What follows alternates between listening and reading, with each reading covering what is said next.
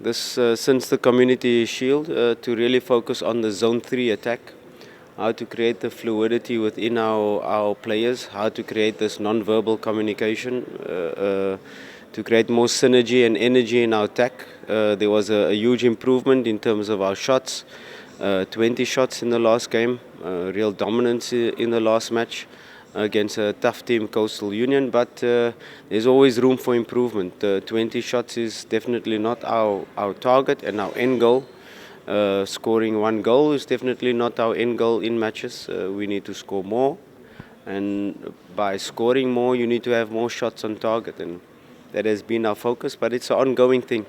If you have 8, 9 players in your starting lineup new, it's normal that they don't yet understand each other, and that comes with matches, that comes with more training, that they get to understand each other, and especially the front players. If you have the front 4 players completely new from different countries, first time playing together, it's normal that it's not fluid, it's normal that there's no understanding between each other, but that is what we are continuously working on. Everybody buying into how we want to play. We try to use each and every player's strengths to be able to then create more fluidity in our attack, and that will be the ongoing process. It needs more matches, needs more time, but hopefully this weekend we can score more goals than we have been. Yeah, it's an ongoing process. You don't only work on one aspect of the team. Once we came into the team, it's about creating this one idea, this one playing style that we all can believe in, all reading from the same page.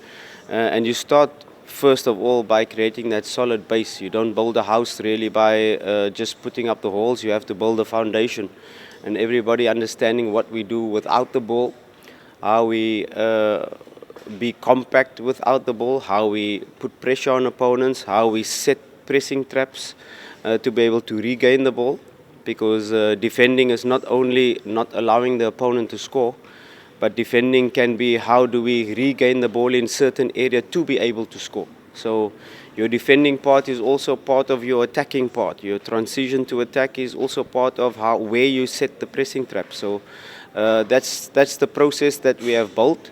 Then it's a moment to train our transitions, what we want to do when we regain the ball. Do we then want to go into possession phase, or is it a moment that we can immediately attack?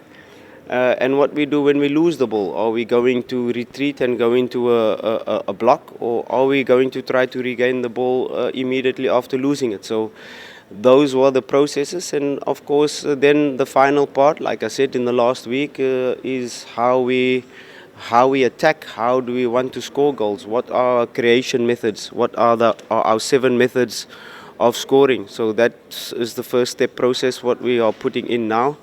And it's not a sign one player and put on the light switch and you find light. No, it's an ongoing process. And of course we've got players that have been in the starting lineup. Suddenly another player comes.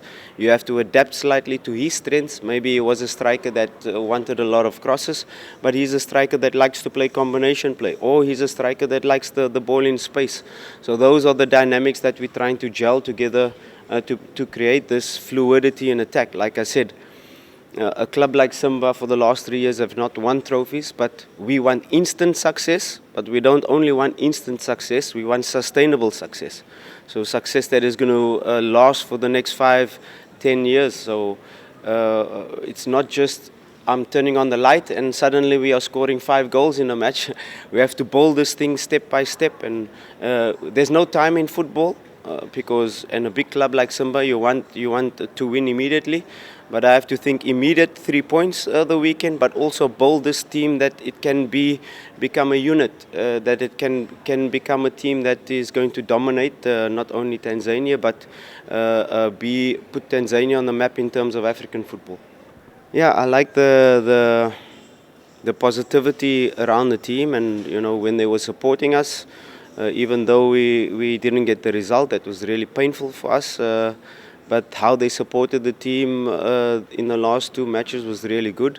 And I encourage them to keep on supporting, getting behind the players, because these are new players. These are new players that need encouragement, they need their support, and they've been fantastic over this last 2 matches. And keep keep supporting us, and I'm sure 100% we'll give our best in every match. Thank you so much, Coach. Let me welcome the player.